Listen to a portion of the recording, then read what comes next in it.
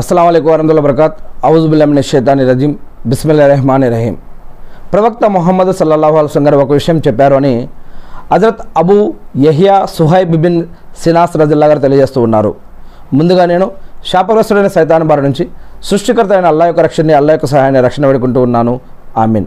ప్రవక్త ముహమ్మద్ సల్లల్లాహు అలైహి వసల్లం గారు ఏం చెప్పారంటే, విశ్వాసి అనేవారికి, ఒక దేవుని యొక్క భక్తుడికి, దేవుడి పట్ల భయం, భక్తి, గౌరవ, మర్యాద కలిగినటువంటి ఒక విశ్వాసికి ఒక రెండు రకాల లక్షణాలు ఉంటాయని ప్రవక్త ముహమ్మద్ సల్లల్లాహు అలైహి వసల్లం గారు చెప్పారు. ఈ రెండు సందర్భాలలో కూడా అతడు లాభంలో ఉంటాడు అని ప్రవక్త ముహమ్మద్ సల్లల్లాహు అలైహి వసల్లం గారు చెప్పారు. ఆ రెండు సందర్భాలు ఏమిటి అంటే, విశ్వాసి వ్యవహారం చాలా విచిత్రంగా ఉంటుంది. ఆయన చేసే ప్రతి పనిలో, విశ్వాసి చేసే ప్రతి పనిలో కూడా అతని కోసం మేలే ఉంటుంది, మంచే ఉంటుంది.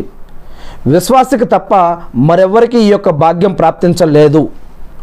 అతనికి ఆనంద గడియలు ఎప్పుడైతే వస్తాయో అప్పుడు కూడా అతను దైవానికి కృతజ్ఞతలు తెలుపుకుంటూ ఉంటాడు.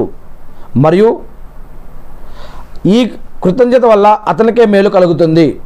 మరియు ఏ భాగ్యం మరి అతనికి లభించినా దానికి కృతజ్ఞత తెలుపుతూ ఉంటాడు. అంటే దాని పుణ్యం అతనికి లభిస్తూ ఉంటుంది. ఒకవేళ అతనికి ఏదైనా కష్టాలు కనుక వస్తే, కష్టాలు ఎదురైతే అతను సహనం, ఓర్పు వహిస్తాడు. ఈ యొక్క సహనం కూడా దేవుడిచ్చేటటువంటి ఒక గొప్ప వరం. ఓపిక, సహనం అనేది చాలా గొప్ప వరం. మరి ఈ సహనం కూడా అతనికి మేలు కలిగిస్తుంది అని ముస్లిం హదీస్ గ్రంథంలో ఈ యొక్క విషయం చెప్పడం జరుగుతుంది. సహనం, ఓపిక అనేది దేవుడిచ్చిన వరం. మనం ఈనాడు చూడవచ్చు, ఒక వ్యక్తి ఎదురు వచ్చినా, ఒక విషయం చిన్న లేట్ అయినా, ఇంట్లో నీళ్లు తీసుకురమ్మంటే నీళ్లు లేట్ అయినా, అన్నం పెట్టమంటే అన్నం లేట్ అయినా, ఏదైనా ఒక బట్టలు తీసుకురమ్మంటే బట్టలు లేట్ అయినా, ఒక ఆఫీసులో చిన్న వర్క్ లేట్ అయినా, లేకపోతే రోడ్డు మీద బయట ఏదైనా పనుల్లో, షాపుల్లో, మరి ఎక్కడైనా లేట్ అయినా, ఒక్క సెకండ్ లేట్ అయినా కూడా ఈరోజు మనకి సబర్, ఓపిక అనేది లేదు. ఒక వ్యక్తి తగిలినా, లేదా ఒక బండి మనకి సడన్గా అనుకోకుండా వచ్చి తగిలినా, లేదా అనేక విషయాలు, అనేక రకాల క్రైమ్లు ఈరోజు మనం రోడ్డు మీద లేదా సమాజంలో, మన జీవితంలో మనం చూస్తూ ఉన్నాం. ఓర్పు, సహనం అనేది మనం చాలా వరకు కోల్పోయాం. చాలామంది, కొంతమంది మనం న్యూస్లో చూస్తున్నాం, ఒక రూపాయి గురించి లేదా ఒక చిన్న వస్తువు గురించి ప్రాణాలు కోల్పోతున్నవారు, ప్రాణాలు తీసుకుంటున్న వారిని ఎంతోమంది చూస్తూ ఉన్నాం. ఓర్పు అనేది దేవుడిచ్చిన వరమని, సహనం అనేది దేవుడిచ్చిన వరమని, అందుకే ఎన్ని కష్టాలు, నష్టాలు, బాధలు వచ్చినా కూడా ఓర్పు వహించండి, సహనం వహించండి అని ప్రవక్త ముహమ్మద్ సల్లల్లాహు అలైహి వసల్లం గారు తెలియజేస్తూ ఉన్నారు. ఇంకో విషయం ఏమిటంటే, విశ్వాసి ఆనంద సమయంలో, మరి కష్టాలు వచ్చినప్పుడే ఓ దేవుడా, ఓ దేవుడా, ఓ దేవుడా మమ్మల్ని క్షమించు, మమ్మల్ని కరుణించు, మాకు రక్షించు, మాకు ఇది కావాలి, మాకు అది కావాలని కష్టంలో ఉన్నప్పుడు ఎలాగైతే దేవుడిని అడుగుతామో, సుఖంలో ఉన్నప్పుడు కూడా దేవుణ్ణి ఒక విశ్వాసి మరవడు. ఏదైనా సుఖంలో ఉన్నప్పుడు మనం అడిగింది ఇచ్చినా, అడిగింది ఇవ్వకపోయినా సరే ఆ యొక్క విశ్వాసి ఎల్లప్పుడూ దేవుడికి కృతజ్ఞతలు తెలుపుతూనే ఉంటాడు అని చెప్పడం జరుగుతుంది. ఎందుకంటే ఒక హదీస్ మనం గుర్తుపెట్టుకోవాలి. అదేమిటి అంటే, ప్రవక్త ముహమ్మద్ సల్లల్లాహు అలైహి వసల్లం గారు చెప్పారు, ప్రార్థనలో 3 విషయాలు దాగి ఉన్నాయి. ఒకటి, మనం అల్లాహ్ని కనుక దేవుణ్ణి ప్రార్థించినప్పుడు ఆ యొక్క అడిగింది ఇవాళో, రేపో, ఎల్లుండో, కొద్ది రోజుల్లోనో ఏదో ఒక రోజు ఆ యొక్క ప్రార్థన నెరవేరవచ్చు. లేదా ఈ యొక్క ప్రార్థనకి బదులుగా వేరే ప్రమాదం నుంచి మనల్ని రక్షించి వేరే ఇంకేదైనా మనకి ఏదైతే లాభదాయకమో దానిని మనకి ఇవ్వచ్చు దేవుడు. మనం అడిగింది మనకి మంచిది కాకపోవచ్చు, దాని నుంచి కాపాడుతూ వేరేది ఇంకేదైనా మనకి ప్రసాదించవచ్చు. ఇక మూడో విషయం ఏమిటి అంటే, ఇక్కడ ప్రార్థన చేసిన దాని యొక్క ఈ యొక్క ప్రార్థన ప్రతిఫలాన్ని ప్రళయ దినం రోజు నరకం నుంచి రక్షించి స్వర్గంలో ఈరోజు నీకు దానికి బదులుగా, ఈరోజు నువ్వు ప్రపంచంలో జీవించి ఉన్నప్పుడు నువ్వు అడిగింది నీవు లభించలేదు అనుకున్నావు కదా, దాని యొక్క ప్రతిఫలాన్ని ఈరోజు నీవు పొందు అని అక్కడ దాని యొక్క ప్రతిఫలాన్ని ఇచ్చే అవకాశం ఉంది.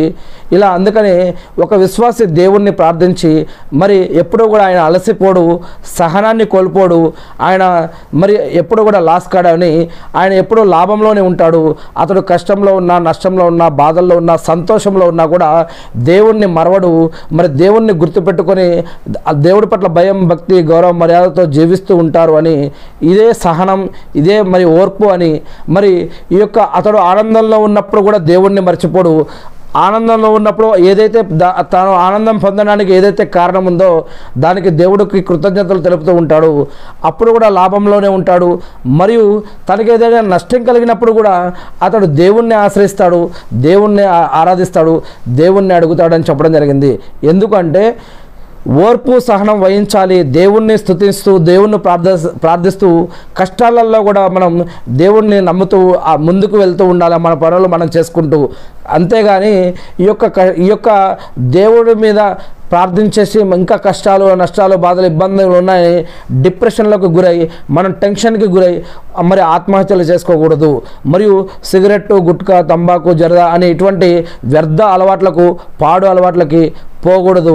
అదేవిధంగా ఈ యొక్క టెన్షన్కి గురైనటువంటి వ్యక్తులు ఎవరైతే ఉన్నారో వారిని కొట్టడం తిట్టడం వారిని అవమానపరచడం వారిని ఇబ్బంది పెట్టడం కూడా చేయకూడదు.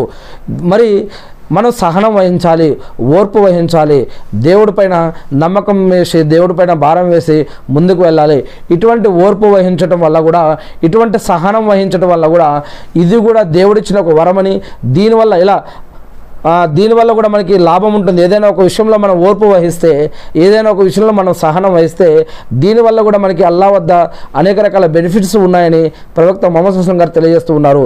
చివరికి ఒక విశ్వాసికి చిన్న ముళ్ళు గుర్చుకున్నా, అతడికి జ్వరం వచ్చినా, అతడికి తలనొప్పి వచ్చినా, అతడికి ఏది వచ్చినా సరే అతడు దాని మీద కనుక సహనం వహిస్తే అతడికి అది కూడా లాభదాయకంగా మారుతుంది. వాటి వల్ల అతని యొక్క పాపాలు క్షమించబడతాయి, పుణ్యాలు పెంచబడతాయి, నరకం నుంచి రక్షించబడి స్వర్గంలోకి వెళ్ళే అవకాశాలు ఉంటాయి. చివరికి ఒక వ్యక్తి యొక్క జేబులో నుంచి ఏదైనా ధనం అతడు సంపాదించింది ఏదైనా పోయినా కూడా అది కూడా ఒక సదగా కిందికి వస్తుంది అని మరి మనం ఇటువంటి వాటి మీద ఓపిక పట్టాలి అని అల్హమ్దులిల్లా మనకి యొక్క ఖురాన్ అనే గ్రంథం మనకి అనేక విషయాలు తెలియజేస్తుంది. ఓపిక సహనం అనేది చాలా విలువైనవని, మరి సబర్ చేయాలి, ఓపిక పట్టాలని, మరి నోరుని ఉట్టిగా పారేసుకొని వారిని తిట్టడం గలీజ్ మాట్లాడటం ఇలాంటివి చేయకూడదని, నీటుగా మన ఒళ్ళు ఎలాగైతే పరిశుభ్రంగా ఉండాలో మన నోరు ఎలాగైతే పరిశుభ్రంగా ఉండాలో మన ఇంట్లో ఉన్న దుస్తులు పరిసరాలు అలవాట్లు ఎలాగైతే పరిశుభ్రంగా ఉండాలో మన నోటి నుంచి వచ్చే మాట కూడా పరిశుభ్రంగా ఉండాలి. ఎటువంటి గలీజ్ మాటలు మాట్లాడకూడదు, ఎటువంటి తిట్లు బూతులు చేయకూడదు. మరి ఇవన్నీ కూడా సహనం స్థైర్యం ఓపికకు సంబంధించినటువంటి విషయాలు.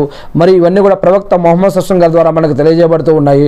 మరి నేను ఆ సృష్టికర్త అయిన అల్లాహ్ని ప్రార్థిస్తూ ఉన్నాను, ఓ అల్లా ప్రవక్త ముహమ్మద్ సల్లల్లాహు అలైహి వసల్లం గారి పైన శాంతి సేవకులు కురిపించడం వల్ల మందరి యొక్క పాపాలను క్షమించడం వల్ల మీరు ప్రవక్త ముహమ్మద్ సల్లల్లాహు అలైహి వసల్లం గారి ద్వారా ఏదైతే ఖురాన్ మరియు హదీసులను జీవన మరియు ఆరాధన పద్ధతులు మాకు తెలియజేసి ఉన్నారో వాటిని మేము తెలుసుకుని నేర్చుకుని అర్థం చేసుకుని గుర్తుపెట్టుకుని వాటి ప్రకారం మేము జీవిస్తూ మిమ్మల్ని ఆరాధిస్తూ తెలియని ఇతర మా సోదరులు కూడా తెలిపే భాగ్యాన్ని మాకు ప్రసాదించడం వల్ల ఆమీన్.